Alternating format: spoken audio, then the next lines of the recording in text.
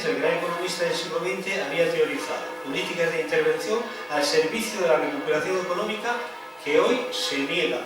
En buena parte el debate del futuro de la crisis actual es: hay que hacer políticas de estímulo, hay que hacer políticas de intervención, hay que inyectar dinero en la economía para crear empleo. El empleo demandará consumo, el consumo demanda actividad, la actividad genera riqueza, la riqueza podrá ser detraída por el Estado, que a su vez la devolverá a la economía en forma de inversiones. Este es un planteamiento. El otro planteamiento es que hay que dejar que el sistema financiero se reajuste y, mientras tanto, que la gente pues, sea desahuciada o viva en situaciones muy difíciles de paro o de marginalidad. Pues bien, de la crisis del 29, en realidad, más allá de la política de Roosevelt, del New Deal, se salió en realidad con la Segunda Guerra Mundial. La Segunda Guerra Mundial fue el resultado de la crisis europea, con resultado de la crisis del 29, es decir, de la crisis de los años 30, con el ascenso del fascismo y el salto adelante del fascismo para derrotar al comunismo, el gran enemigo desde 1917. Ahí, en esa guerra, Europa se destruye y los Estados Unidos intervienen. Intervienen cuando le conviene, deja que Europa se mate, deja que el fascismo se enfrente al comunismo durante 1 año, 2 años, 3 años, 4 años, y cuando le conviene interviene, como había hecho antes en la guerra de Cuba entre españoles y cubanos. Eso lo pude discutir aquí en la otra vez que estuve, que también Estados Unidos interviene cuando ya las fuerzas del conflicto cubano-españoles estaban muy agotadas. Bien, la intervención de Estados Unidos es muy importante porque provee a los países en guerra de bienes y servicios de encuentro. Cuando se habla de la economía asturiana y desde los momentos de esplendor, uno tiene que referirse a los momentos de guerra, porque Asturias provee de armas, de carbón, etcétera, a los países en conflicto. Y en Estados Unidos se convierte en una gran potencia económica porque Europa se destruye. Y entonces se sale definitivamente de la crisis de la Gran Depresión del 29. Fue un cambio histórico. Estados Unidos se convierte en primera potencia y hace 2 cosas. En 1944 crea el Fondo Monetario Internacional y el Banco Mundial. ¿Y qué hace el Fondo Monetario Internacional y el Banco Mundial, creados por Estados Unidos, para financiar la economía? Pues que los países pobres, o los países llamados pobres, que luego se llamarían países del tercer mundo y ahora se llaman países en desarrollo, les provee de préstamos, les presta dinero. Y a cambio, ¿qué hace Estados Unidos? Ponerle condiciones. Le impone políticas que se llamaron de ajuste estructural. Usted tiene que sanear sus cuentas para devolverme el dinero que yo le presto. Eso naturalmente determinó que Estados Unidos gobernara la economía del mundo, los países ricos, el plan Marshall y la ayuda a la recuperación, en los países pobres los instrumentos financieros para que pudieran desarrollarse, y determinando la política económica que le convenía a Estados Unidos. Cuando hablo de la ayuda a los países pobres y cito que impone como compensación en las políticas de ajuste estructural, estoy ya pensando en la crisis que estamos viviendo. Es decir, ¿quién inventó el asunto de yo te ayudo, yo te rescato, pero tú tienes que hacer esto? Sí, empezaron los Estados Unidos con la creación del Fondo Monetario Internacional. A la Europa destruida, sin embargo, le pasó cientos de millones de dólares para su recuperación y ayudó a que se hicieran políticas sociales que más tarde, con la llegada de la socialdemocracia al poder, se llamaron políticas de construcción del estado de bienestar, lo cual tenía, como hemos visto después, que ver directamente con que la Europa occidental debería ser un espejo donde el mundo se mirara y fuera un reflejo de lo que quería ser el mundo feliz frente al mundo comunista. Una vez que cayó en 1989-90 el mundo comunista, las políticas de pacto social, las políticas de ayuda, las políticas sociales de ayuda, las políticas de fomento, de la integración social, etcétera, se olvidaron. Bien, así llegamos a la crisis actual, a la gran recesión, que es la segunda gran crisis financiera en la historia del capitalismo.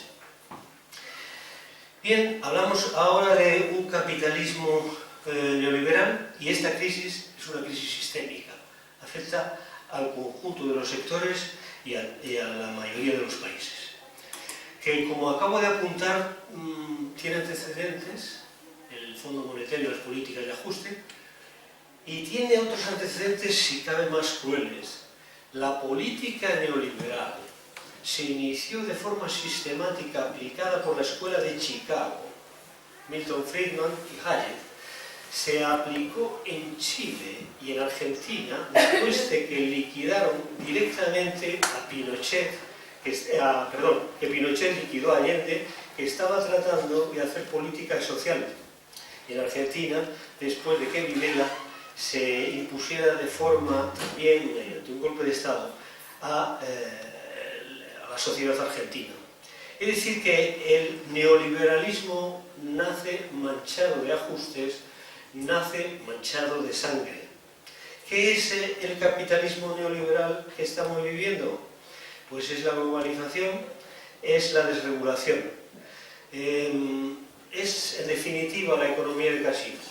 Los capitalistas vienen, los financieros, los fondos de inversión, vienen a un país, invierten, compran, especulan, se marchan, y por lo tanto están creando continuamente situaciones de expansión o crisis según sus conveniencias.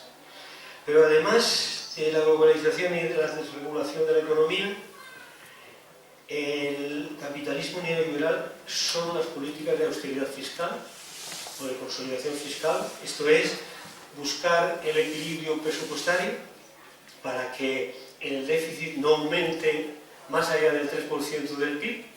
Son las políticas, esto lo llamó un tal Echegaray, que fue ministro de Hacienda a principios del siglo XX en España, el santo temor al déficit. Había que tener un santo temor al déficit.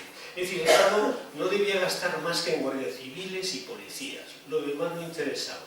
Claro que los guardias civiles y policías servían al interés del statu quo. En segundo lugar, el capitalismo neoliberal es la privatización de lo público. Y primero lo hizo el PSOE, nuestro viejo partido, y después lo hizo el PP. Es la vieja idea de Margaret Thatcher y de Reagan, que haya más mercado y menos Estado.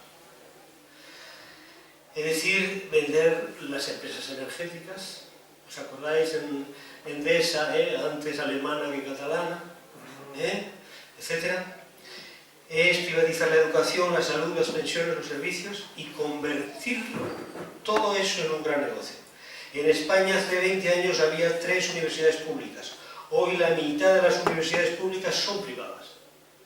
Y naturalmente eso es un grandísimo negocio para los que las han montado, y además es un espacio de ideologización extraordinario, al servicio también de los intereses que hago, por no hablar de las pensiones o de otros servicios. Finalmente, a grandes rasgos, el capitalismo neoliberal son las reformas neoliberales siempre en la dirección de precarizar más y más al mundo del trabajo. En un contexto, además, en que se ha producido una revolución extraordinaria, ya no química, ya no eléctrica, una revolución extraordinaria que se llama Internet y que ha multiplicado de forma extraordinaria por 1000, por 2000, por 3000 la productividad del trabajo. Es decir, que cuando se ha producido un enorme salto en la productividad del trabajo gracias a Internet, resulta que las reformas laborales van en la dirección de explotar, voy a hablar así porque es una palabra que se entiende, más al trabajador y precarizarle más. cuando se suponía que la gran revolución de Internet, multiplicando la productividad, lo que podría y debería haber producido en un sistema que estuviera hecho al servicio del hombre y de su bienestar, sería el reparto del trabajo, el reparto del ocio. Bien, pues este sistema en Europa y señaladamente en la Europa del Sur, cuando explotó la burbuja inmobiliaria, el capitalismo neoliberal que conocemos se retrató. Se retrató y entramos en lo que se llamó la política de austeridad, que podemos llamar también como austericidio. Se trataba de salvar a los delincuentes y de castigar a las víctimas. En eso ha consistido toda la política que hemos vivido estos años. Los delincuentes eran los bancos, que se salvaron con nuestra pasta. Esto es, en síntesis, la crisis. Esto es, la historia que estamos viviendo de la crisis financiera es la historia de Robin Hood al revés. Se trata de robarle a los pobres para dárselo a los ricos. Esta es la historia lamentable que estamos viviendo. En España, voy a recordar algunas cosas, esta puede parecer alguna cosa un poco excesiva. En España recuerdo que con ese chico estupendo llamado Zapatero, poco antes de que se marchara, él se insultaba sistemáticamente con el PP y el PP con él. Pero antes de marcharse, el PP y él, en una buena noche, se pusieron de acuerdo en una sola cosa. Después de 4 años de discrepancias e insultos, consistió ese acuerdo en finalmente reformar la Constitución del 78, que era sagrada. ¿Y para qué se pusieron de acuerdo? Para reformar solo un artículo de la Constitución, el 135. ¿Y sabéis en qué consistió esa reforma? En constitucionalizar que primero había que pagar a los bancos antes que los servicios que necesitaba la gente: educación, salud, sanidad, pensiones. Bien, después se hizo otra operación maravillosa. Se privatizaron las cajas de ahorros. Pero se decidió privatizar la caja de ahorros con el argumento de que iban mal. Yo recuerdo que iban muy mal las cajas de ahorros de Valencia, gobernadas por el PP. Se privatizaron, iban muy mal las cajas de ahorro de Galicia, gobernadas por el PP. Se privatizaron también las cajas de ahorro de Madrid, que estaba gobernada por el PP, pero recuerdo que la caja de ahorro de Asturias, que presidía un compañero mío, iba muy bien. ¿Para qué se privatizaron las cajas? Para entregarle al capital financiero español la mitad del negocio financiero de este país. Porque las cajas de ahorros, hasta entonces, tenían la mitad del mercado financiero español. Bueno, esos son acabo enseguida, son dos hechos que demuestran cómo se actuó. La crisis de la banca, la crisis del sistema, fue salvada privatizando en efecto las cajas, sacándole dinero a los españoles para dárselo a los bancos, y más aún, el Estado emitió mucha deuda pública y tiene un enorme déficit. Pero el Estado, ¿a quién le vendía la deuda pública? ¿Quién compraba la deuda pública del Estado? Los bancos.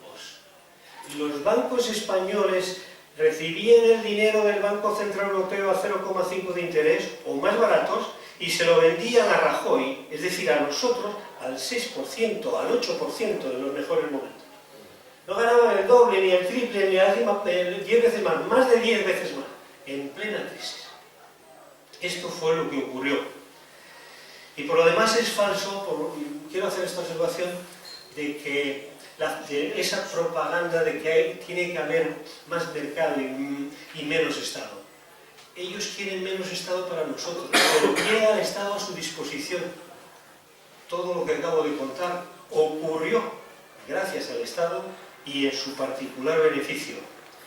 En definitiva, las políticas económicas dictadas por la Unión Europea neoliberal fueron estas. Ahora nos imponen unos presupuestos, los deciden ellos, nos imponen los recortes, que llaman rescates, y nos imponen las privatizaciones. Pero eso nos lo impone un organismo que se llama la Troika. La Troika está formada por el Fondo Monetario Internacional. La Troika está formada también por el Banco Central Europeo. La Troika es la Comisión Europea. Pero el Fondo Monetario Internacional es un organismo financiero de los Estados Unidos. El Banco Central Europeo es independiente y la Comisión Europea no la elige nadie. Es más, la negociación de los ajustes los implementa el llamado Eurogrupo, que son los ministros de Finanzas de la Unión Europea. Es decir, que no hay nada más antidemocrático que la Troika, que por lo visto gobierna la política de la Unión Europea. Un instrumento al servicio del capital financiero que nadie nunca eligió. En definitiva, estamos ante un cambio histórico. Ya no se necesitan tanques ni metralletas para conquistar un país. La historia de Grecia, antes y ahora, lo dice bien. Los nazis entraron en Grecia y se encontraron con la resistencia de los griegos hasta sus últimas consecuencias.